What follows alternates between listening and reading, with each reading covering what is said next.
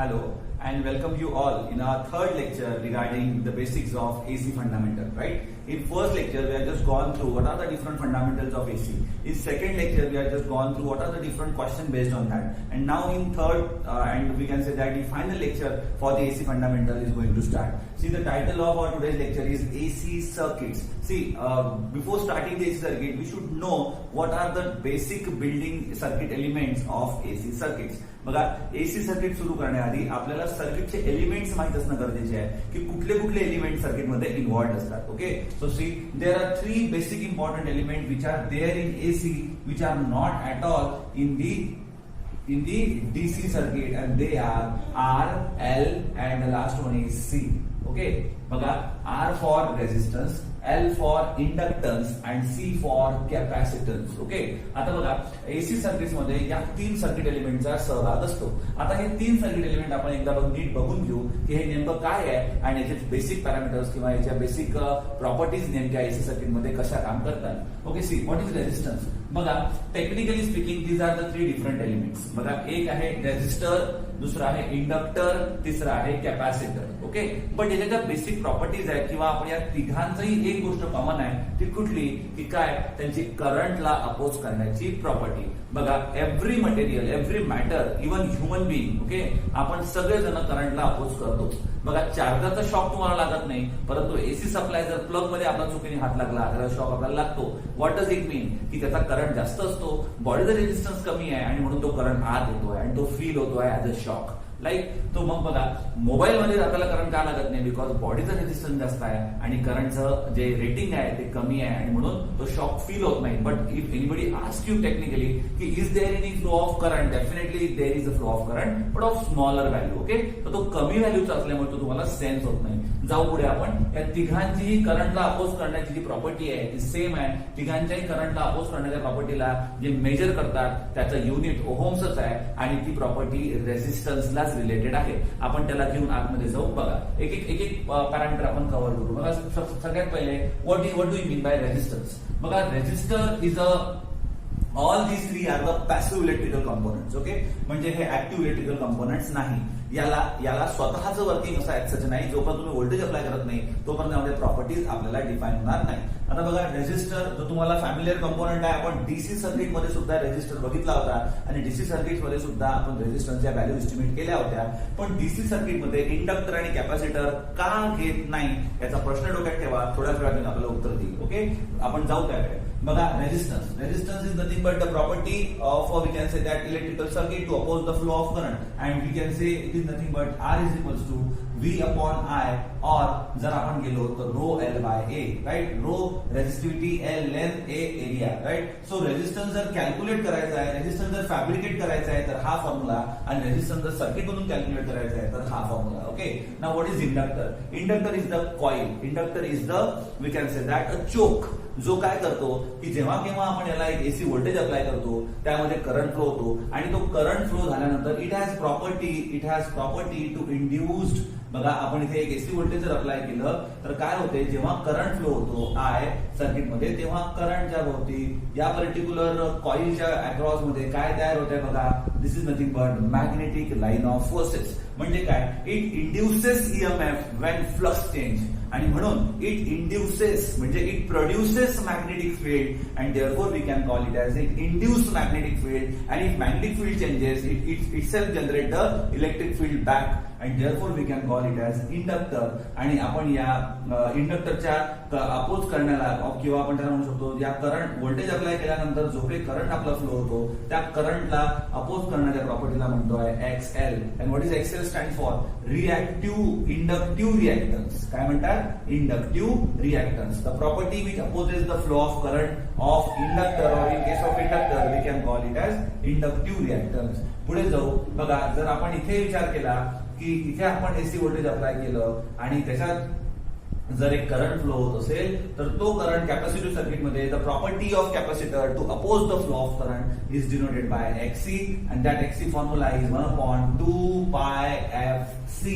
Okay, बघा, X L चा formula आहे 2 पाय FL. आता बघा, property of resistor to oppose the flow of current is called as resistance. Property of inductor to oppose the flow of current is called as reactance. Property of capacitor to oppose the flow of current is called as capacitive reactance. बघा हा आहे inductive reactance, हा आहे capacitive reactance आणि हा आहे फक्त resistance. परंतु या तीनही टर्मचा जर आपण विचार केला तर रेझिस्टन्स असेल तरी याचं युनिट ओहम आहे, रिएक्टन्स असेल त्यालाही मेजर करतात इन टर्म्स ऑफ ओहम आणि कॅपॅसिटिव्ह रिएक्टन्स असेल त्यालाही मेजर करतात in terms of ohms. Okay, या तिघांनाही मेजर करताना आपण म्हणतो R X L X C these all are the we can say that a property to oppose the flow of current. आता प्रश्न माझा असा आहे की या दोघांना आपण रिएक्टन्स का म्हणतो आणि याला आपण रेझिस्टन्स का म्हणतो. तर रेझिस्टन्स आणि रिएक्टन्स या टर्मचा नेहमी एक त्याला म्हणतो की what is the basic difference between resistance and reactance. तर आपल्याला समजायला पाहिजे. बघा मी सांगतो, रेझिस्टन्स म्हणजे the property which has opposition to the flow of current. मग रिएक्टन्सची डेफिनेशन तर सेम आहे, पण रेझिस्टन्स आणि रिएक्टन्स दोन वेगवेगळ्या टर्म का. प्रश्न असेल आपल्याला, उत्तर देतोय मी, नीट पहा. बघा बेटा की रेझिस्टन्स आणि रिएक्टन्स वेगळं घेण्याचं कारण असं आहे की या इंडक्टर आणि कॅपॅसिटरची प्रॉपर्टी आहे ती म्हणजे या सर्किट इंडक्टर आणि कॅपॅसिटरचं रेझिस्टन्स हे फ्रिक्वेन्सी डिपेंडंट आहे आणि म्हणून बघा frequency dependent resistance we can call it as reactance. The resistance on which frequency reacts. ज्या रेझिस्टन्स मध्ये फ्रिक्वेन्सी रिएक्ट होते आहे त्याला आपण म्हणतो रिएक्टन्स. ओके, आणि म्हणून बघा इथे तुम्हाला दिसत असेल एफ, इथे तुम्हाला दिसते आहे एफ म्हणजे काय समजाल, काय लक्षात येईल की the resistance on which frequency react किंवा आपण म्हणू शकतो फ्रिक्वेन्सी नुसार बदलणारं रेझिस्टन्स म्हणजेच काय तर रिएक्टन्स. सो सगळ्यांना रेझिस्टन्स आणि रिएक्टन्स यातला डिफरन्स पहिले समजून घ्या. आता आपण हे जर समजलं असेल तर आपण पुढे जाऊ. बघा एक्सएल म्हणजे inductive reactance frequency is directly proportional.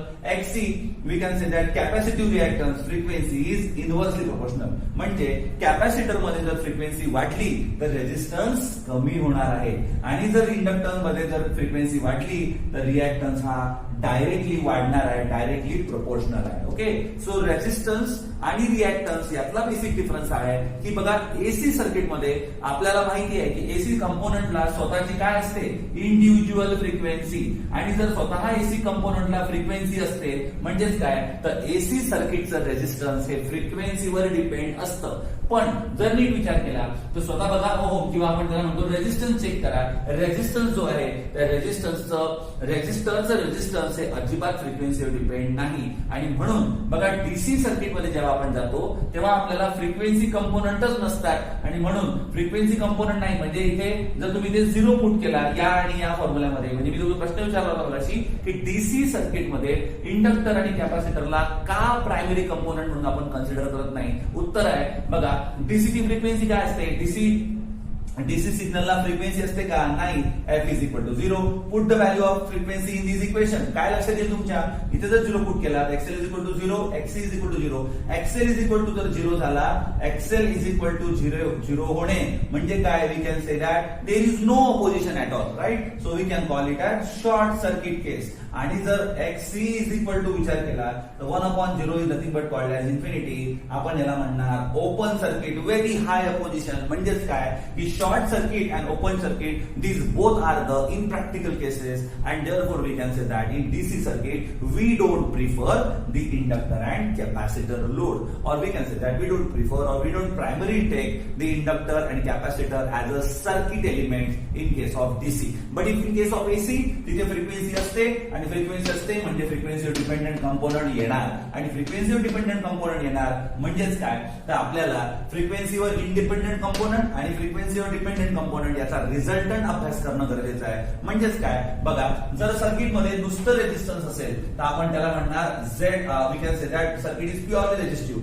Circuit मध्ये सर्किट जर नुसतं तुमचं इंडक्टिव्ह असेल तर आपण त्याला म्हणणार सर्किट इज प्युअरली इंडक्टिव्ह, और we can say that circuit consist of XL.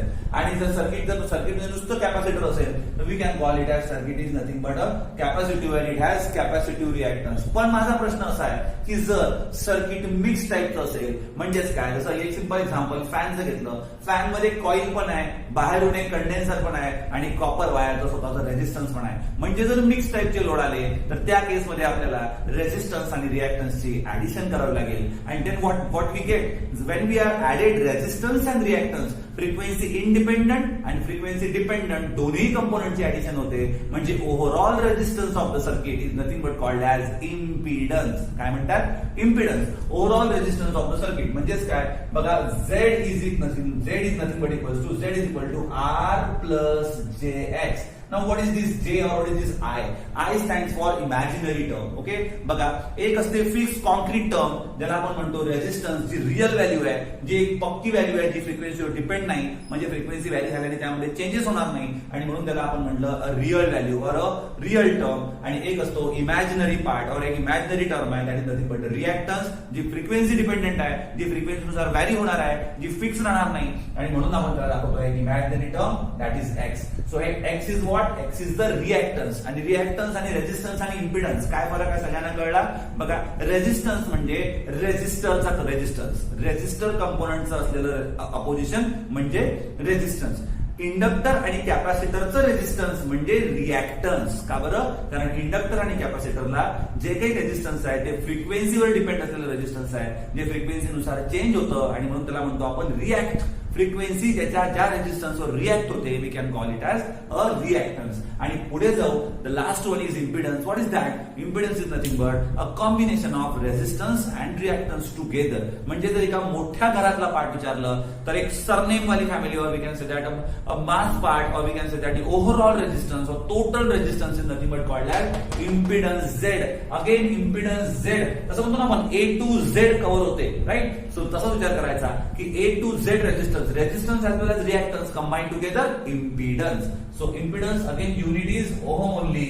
Impedance चे युनिट ओहमच आहे आणि इम्पिडन्सच्या युनिटला किंवा आपण म्हणतो property of circuit to oppose the flow of current is the impedance. आणि म्हणून एसी सर्किट मध्ये रेझिस्टन्स आणि रिएक्टन्स पेक्षा जास्त इम्पॉर्टन्स आहे डायरेक्ट इम्पिडन्सला आहे. कारण सर्किट लेवलवर जर तुम्हाला टोटल अपोजिशन करंटचं काढायचं असेल तर आपल्याला इम्पिडन्स कॅल्क्युलेट करावं लागेल आणि नुसतं कंपोनेंट स्पेसिफिक रेझिस्टन्स काढायचं असेल तर रेझिस्टन्स, रिएक्टन्स आपण वेगवेगळ्या व्हॅल्यूचे काढू शकतो.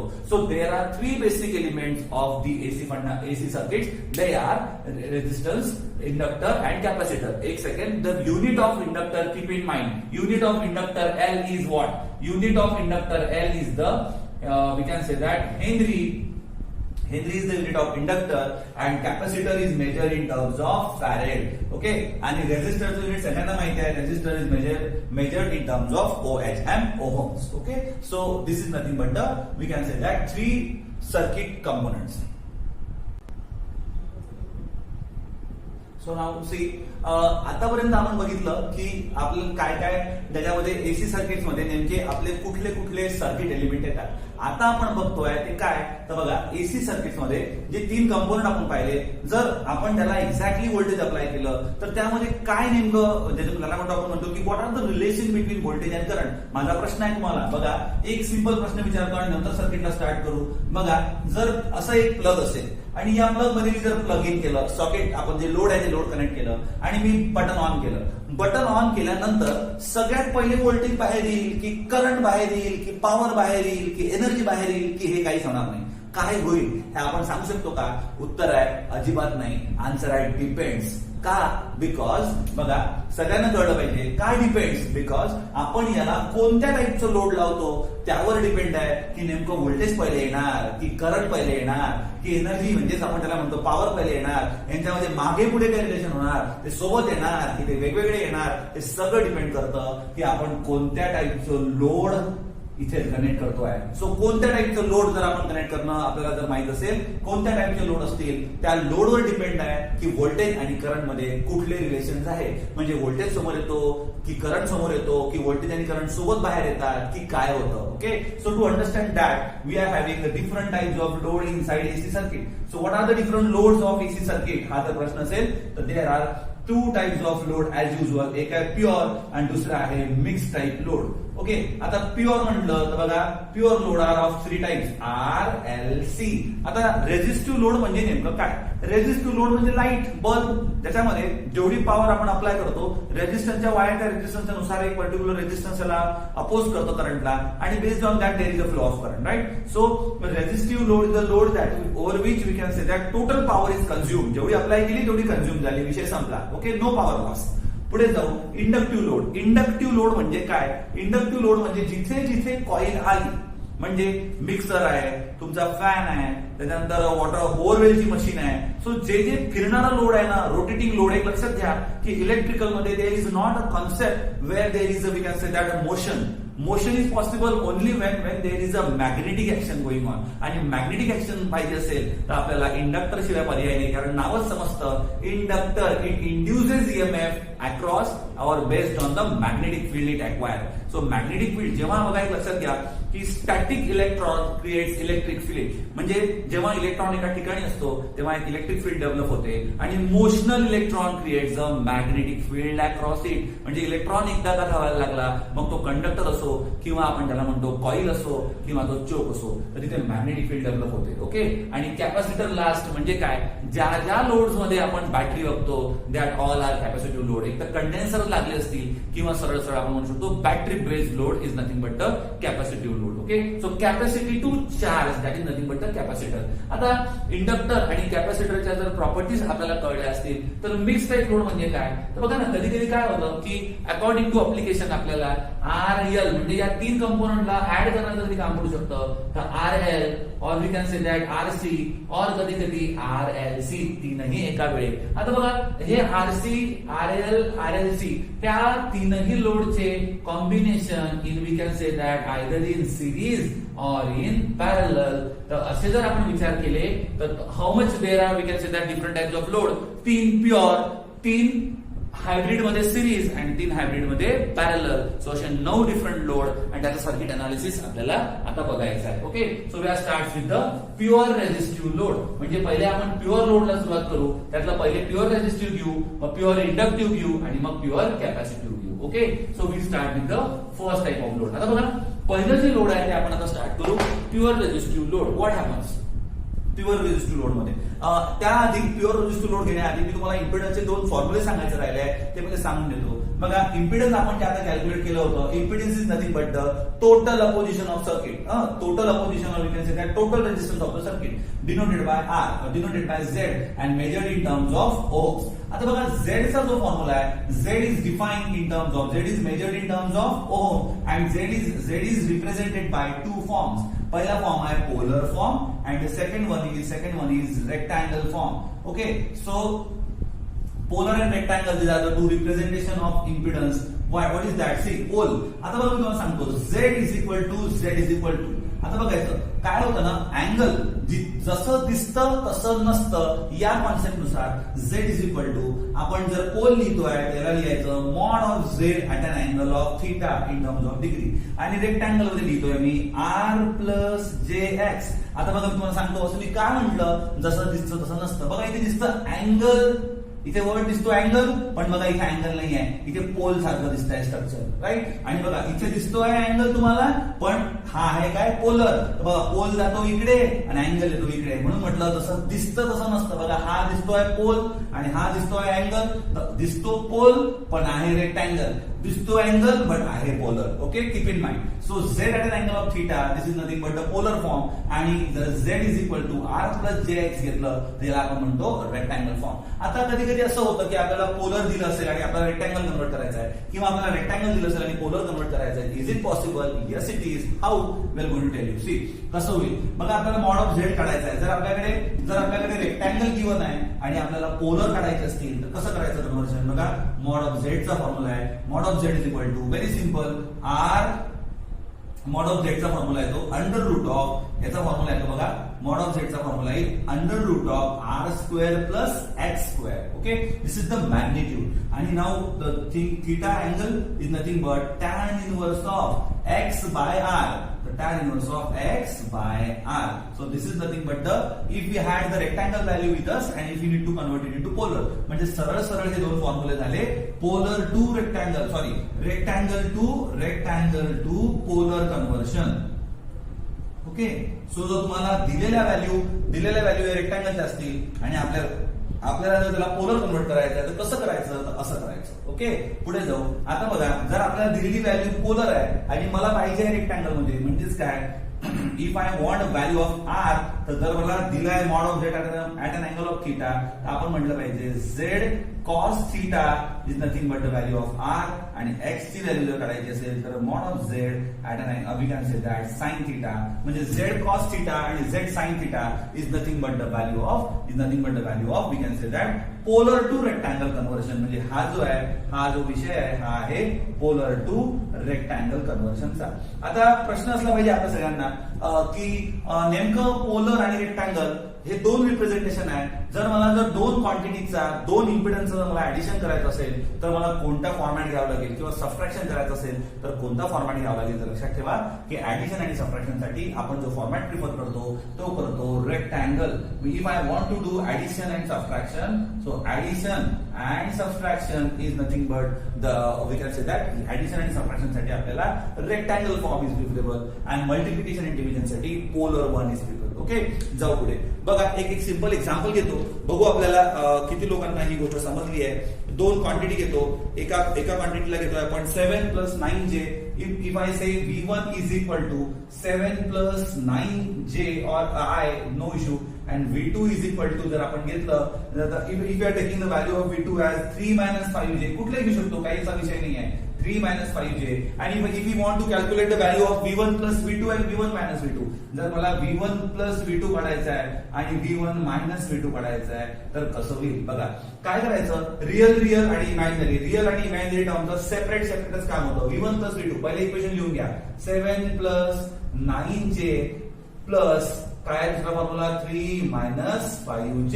ओके. सो काय होऊन जाईल 7 × 3 = 10 म्हणजे सरळ काय झालं 10 प्लस आणि इकडे 9 आहे मायनस 9 5 गेले म्हणजेच काय 4i. So this is what the addition of v1 + v2. आणि जर v1 - v2 करायचं आहे तर नीट पहा काय होईल 7 + 9j मायनस आणि हा इथे 3 दिसतोय मायनस आणि मायनस बिकम +5i. तर काय होऊन जाईल 7 × 4 7 × 3 गेले. सो वी हॅड 4 + 9 आणि 5 ज्याला आपण म्हणतो 14 and therefore it is 14i. So it is v1 - v2. Hope all of you understand की कसं होतं ऍडिशन आणि कसं होतं subtraction. Okay. So for subtraction and addition we can say that we had that particular thing like आपण rectangle format use करतो for addition and subtraction. आता आपण चालू करू the type of AC circuit आणि त्यातलं पहिलं सर्किट चालू करू purely resistive circuit. Now we are start with the pure resistive case. What happen in pure resistive case? Pure resistive म्हणू शकतो आपण त्याला. See what is the basic criteria for the pure resistive? I say see only resistance is given. Okay. What happens if only resistance is given in the circuit? आता बघा याचं detail पहा तुम्ही काय आहे. बघा एक R लागतोय आपण जो एक एसी व्होल्टेज अप्लाय करतो तो दाखवायचा. बघा v of t is equals to काय असतं formula Vm sin omega t आणि बेस्ड ऑन दॅट सर्किट मध्ये करंट फ्लो होईल आणि that is we can call it as I of t. त्या I of t ला आपण कसं लिहिणार की based on resistance definitely I of t is equal to काय होणार V by R or we can say that it is nothing but Im sin omega t. एक generalise वे मध्ये जो ओम्स लॉ आपल्या सगळ्यांना माहिती आहे तो काय आहे V is equals to I into R.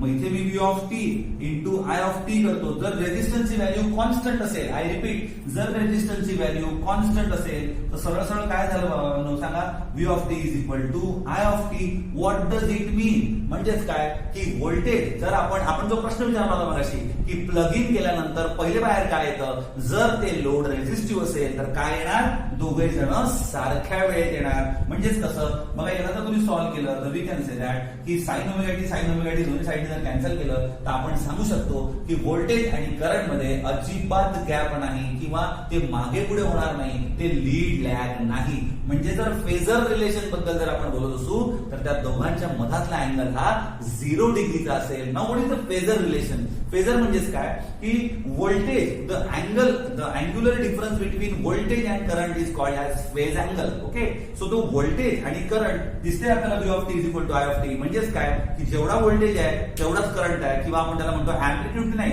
जसं व्होल्टेज जाईल सेम त्या अकॉर्डिंग मध्ये करंट जाईल. पण जर तुम्हाला सगळ्यांना जर करंटचा फॉर्म्युला माहित असेल तर I is equal to V by R असतो. म्हणजेच काय व्होल्टेजला डिवाइड केलं जातं, म्हणजे व्होल्टेजची अँप्लिट्यूड ही नेहमी काय राहणार आहे, जास्त राहणार आहे. कोणापेक्षा? करंटपेक्षा. करंटची अँप्लिट्यूड थोडीशी कमी. पण अँगल काय तर थीटा, ज्याला आपण म्हणतो फेज अँगल, दोघांच्या मधात अँगल राहील का? दोघे जण कसे येतील? सोबत येतील. म्हणजेच काय थीटाची व्हॅल्यू काय झाली? 0 degree. Okay, so theta is 0 degree, और we can say that there is no lead lag relation. आपण जाऊ बघू आपण फेजर रिलेशन वगैरे काय प्रकार असतो. बघा इथे सगळ्यात पहिल्यांदा आपल्याला समजून घ्यायचं आहे, याला म्हणतात सर्किट. हे झालं सर्किट, त्याच्यानंतर हे झालं मॅथमॅटिकल इक्वेशन, त्याच्यानंतर हे झालं फेजर मॅथमॅटिकल रिलेशन. आता आपण काढणार आहोत वेव्हफॉर्म. तर बघा वेव्हफॉर्म काय येणार बाबांनो, सगळ्यांनी बघायचं. हे जे एसी व्होल्टेज आपण अप्लाय करतोय, now see this is the AC voltage. Okay, over here we can define it as V of T, टाकू आपण याला. आणि सोबतच करंट म्हणजे बघा this is nothing but we can say that, बघा हा होता आपला VM आणि हा आपला IM. इथे दिसतोय आपल्याला VM आणि IM. So this is try to understand. बघा या दोघांची जी झिरो क्रॉसिंग आहे ते बघा, झिरो सुरू झाले, झिरो पासून बरोबर 180 ला दोन्ही सायकल कंप्लीट झाल्या.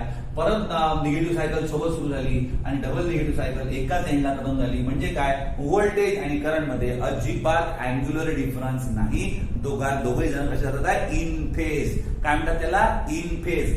हा जो थीटा 0 डिग्री आहे याला एक आपण त्याला टेक्निकली म्हणू शकतो इन फेज रिलेशन. म्हणजे काय दोघे जण सोबत जातात आहे. आता फेजर रिलेशन किंवा फेजर डायग्राम नेमकी कशी असते? So now try to understand. Phasor diagram is nothing but the graphical representation of amplitudes of angular difference between the two amplitudes of voltage and current. बघा आता दिसतं आपल्याला there is no phase difference. जेव्हा voltage flow होणार तेव्हाच current flow होणार. दोघे जण इन्स्टंटेनियस आहे, दोघे वेळेनुसार बदलतील. पण दोघांचेही जे टाइम ऑफ सायकल आहे, दोघांची जी फ्रिक्वेन्सी आहे ती 0 जे आपण त्याला म्हणतो सेम आहे. आणि म्हणून फेजर डायग्राम कशी येणार तर बघा दिस इज नथिंग बट इथे आपण म्हणू शकतो VM or somewhere we can call it as IM. नीट पहा दोघे जण हे जे एक जात आहे व्होल्टेज त्याच्याच मागून येतोय करंट. मागून म्हणजेच काय अँप्लिट्यूड कमी पण दोघांची फ्रिक्वेन्सी काय आहे? सेम आहे. म्हणजेच व्होल्टेज आणि करंट प्युअरली रेजिस्टिव्ह सर्किट मध्ये सोबत येतात. Okay, so this is the phasor diagram of that. Okay, now see आता VM आणि IM इथे आपण घेतला मॅक्सिमम व्हॅल्यू. कधी कधी काही केसेसमध्ये आपण इथे RMS व्हॅल्यू सुद्धा घेतो.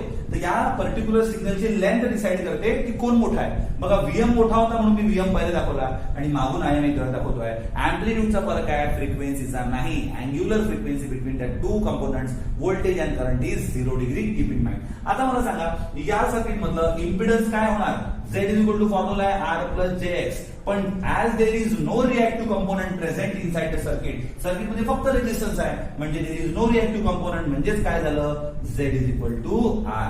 काय झालं? Z is equal to R. So this is what we can say that the first type of AC circuit and we can say purely resistive circuit. So काय होतं आता ही झाली आपली पहिली केस. आपण आता पाहू दुसरी केस. प्युअरली रेजिस्टिव्ह न घेता purely inductive. Okay, now what happens in case of purely inductive केस?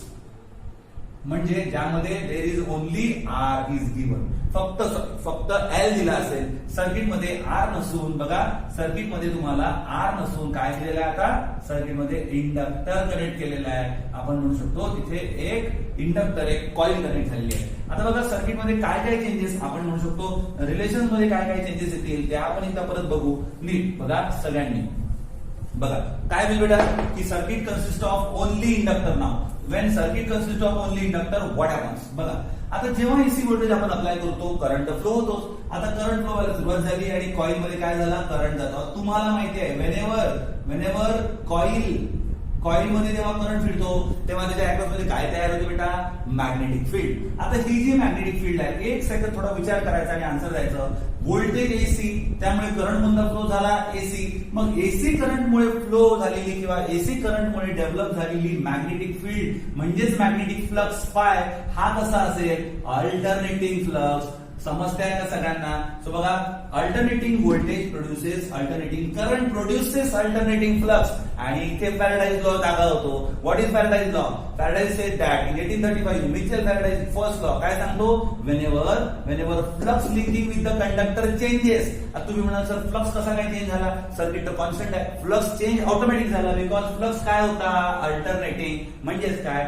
जर डी फाय बाय dt होत असेल, the flux changes in accordance with time, there is a induction of EMF. इथे स्वतःच एक सेल्फ इंड्युस्ड ईएमएफ तयार झालं. आता बघा, तुम्ही विचार करा आणि मला सांगा, सेल्फ इंड्युस्ड म्हणून तर या सर्किटला, या कंपोनंटला काय म्हणतात? इंडक्टर.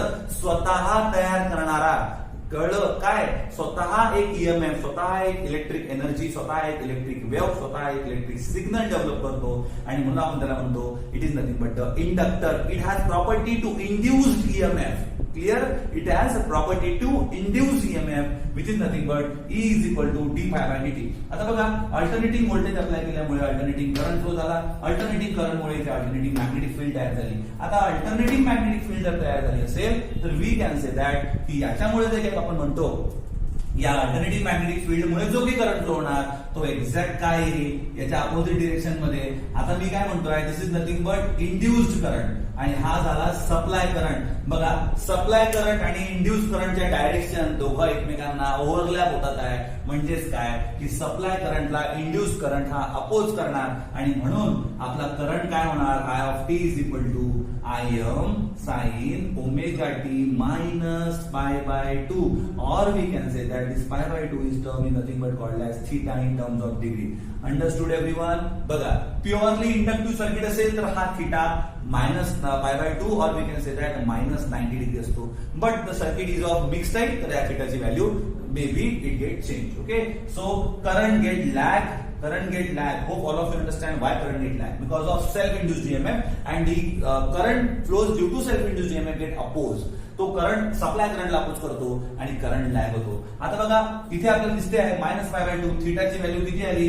थीटा किती आला? The angular difference between voltage and current is pi by 2 और we can call it as 90 degree. आता बघा, याला वेव्हफॉर्म मध्ये आणि याला हे झाले mathematical equations. This is what the we can say that theta phase angle between that two voltage and current. आता याला मी आपल्या वेव्हफॉर्म मध्ये कसं ड्रॉ करतो नीट पहा. पहिल्यांदा व्होल्टेज ड्रॉ करून घेतलं, ठीक आहे, V of t. So this is the Vm of that. Okay, so voltage V of t आपण ड्रॉ केलं. त्यानंतर कितीचा डिफरन्स आहे? अँग्युलर डिफरन्स आहे 90 डिग्रीचा. म्हणजेच काय? आणि करंट काय होतो? लॅग. म्हणजे 90 डिग्रीनी लेट करंट चालू होणार लाईक वाईज. आणि आपण त्याला म्हणतो, बघा समजलाय सगळ्यांना? काय लक्षात येते तुमच्या? नीट पहा सगळ्यांनी. काय लक्षात येईल की जो आपला करंट I of t आहे, or we can say that this is Im. So this is the what current waveform and this is nothing but the V of t. काय दिसतं बघा? There is the phase difference. बघा, याचा zero कुठे आहे आणि याचा झिरो कुठे आहे? सो काय झालं? This is the theta and we can say that 90 degree theta. Okay, बघा, दोन वेव्हफॉर्म मध्ये 90 डिग्रीचा फेज डिफरन्स आला. करंट लॅग होतोय आणि म्हणून आपण इथे relation in terms of word लिहिलं पाहिजे. मगाशी आपण लिहिलं होतं इन फेज, म्हणजे voltage and current is in phase purely resistive मध्ये. इथे काय म्हणाल सांगा? Voltage lead current by 90 degree. एक तर म्हणा व्होल्टेज करंटच्या समोर आहे 90 डिग्रीने, किंवा म्हणा करंट व्होल्टेजच्या मागे आहे 90 डिग्रीने. एकच गोष्ट आहे. Okay, so this is mathematical equation. This is the we can say that the value of theta phase angle. पुढे गेलो त्याच्यानंतर आपण लिहितोय की voltage and this is the theoretical explanation, what is the meaning of this, and then after the waveform. पण waveform पेक्षाही चांगलं बघा, वेव्हफॉर्म मध्ये समजतं, पण वेव्हफॉर्म पेक्षाही क्लिअर पिक्चर तुमचा फेजर डायग्राम शो करते. And now the phasor diagram for this relation for purely inductive case is what?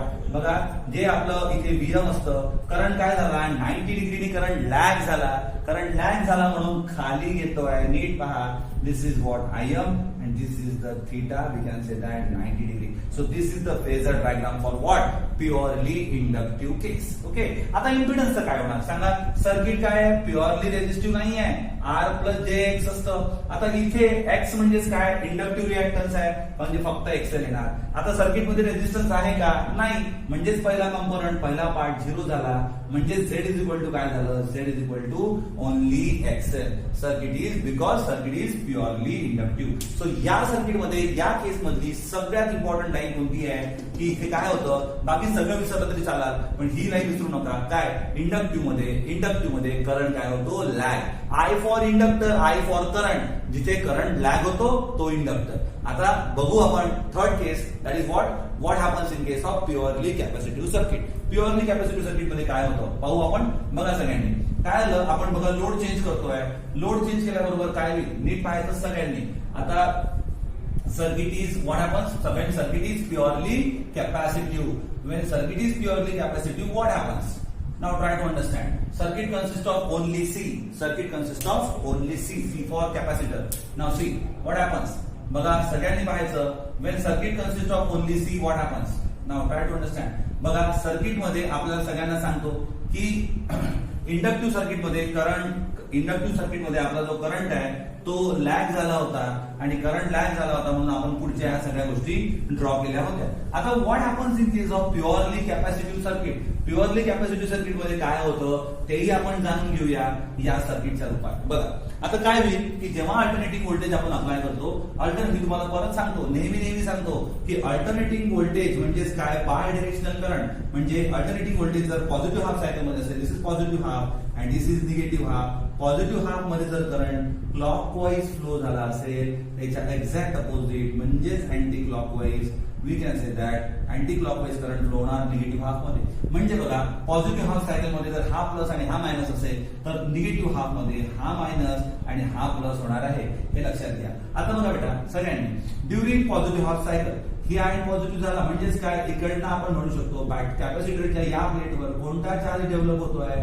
Positive. आणि कॅपॅसिटरच्या सेकंड प्लेटवर कोणता चार्ज डेव्हलप होतोय? कोणता होतोय? निगेटिव्ह. म्हणजेच काय? कॅपॅसिटरच्या अक्रॉस मध्ये एक व्होल्टेज डेव्हलप झालं. आता एक प्रश्न आहे माझा, आपण एक इनपुट व्होल्टेज अप्लाय केलं आणि त्या इनपुटच्या बेसिसवर एक एनर्जी कॅपॅसिटरने अक्वायर केली. कॅपॅसिटरचं नावच आहे capacity to store. Okay, so energy which get stored inside the capacitor is nothing but the electrical energy. Keep in mind. Okay, पुढे जाऊ.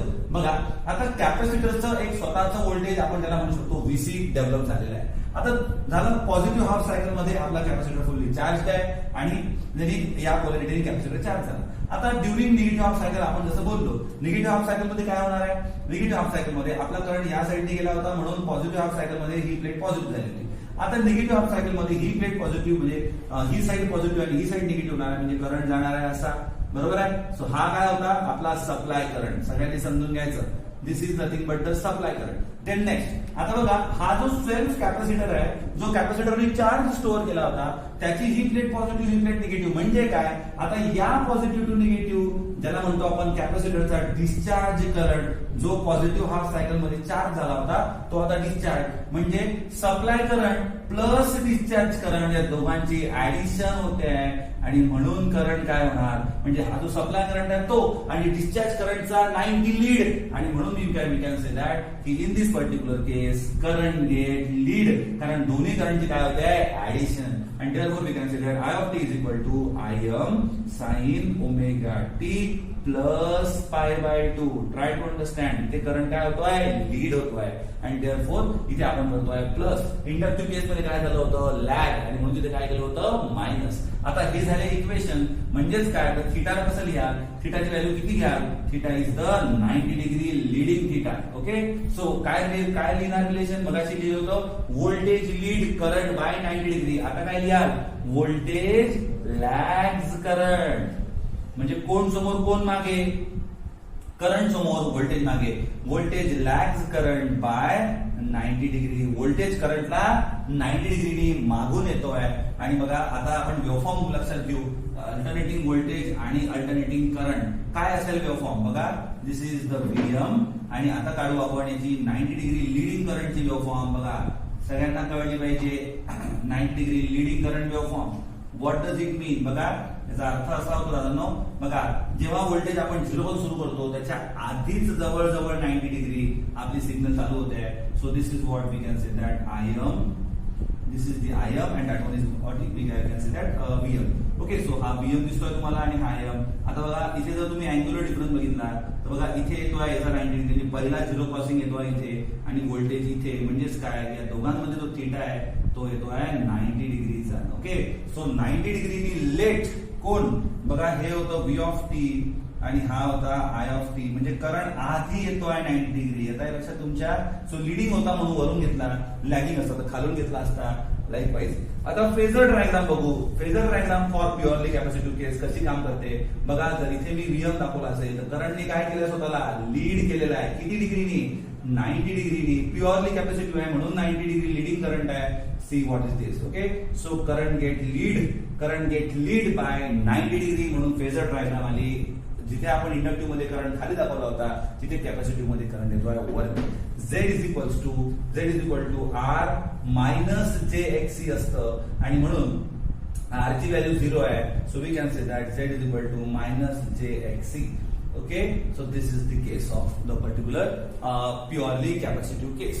So इथे इंडक्टिव्ह, कॅपॅसिटिव्ह आणि ज्याला म्हणतो इंडक्टिव्ह, कॅपॅसिटिव्ह आणि रेझिस्टिव्ह तीनही केसेस आपल्या संपलेल्या आहेत. मी एकदा समराईज करून देतो पटकन, 2 मिनिटात तुम्हाला समराईज होईल. नाही काही तर फक्त फेजर रिलेशन आपल्या लक्षात राहिले पाहिजे.